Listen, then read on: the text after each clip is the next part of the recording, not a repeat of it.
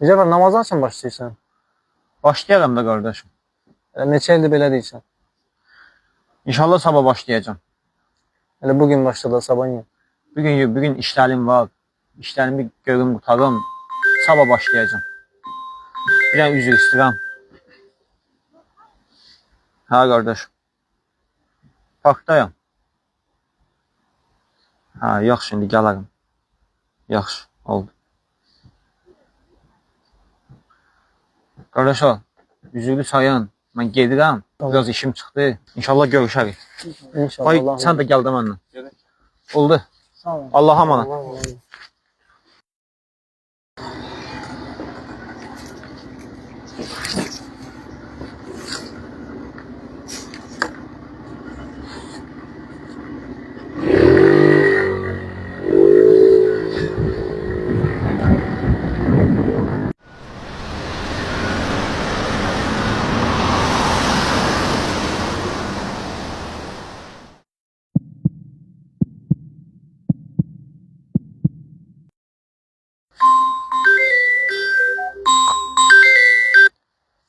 Alo.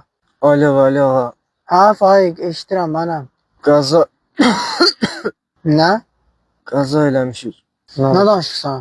Mircəfər dünyasını dəyişdi. Nə olub? Nə olub? Sən gələn Faik idi. Onu bildim. Dedi qaza keçirmişik, Mircəfər Mircəfər nə? ölüb dedi. Hə?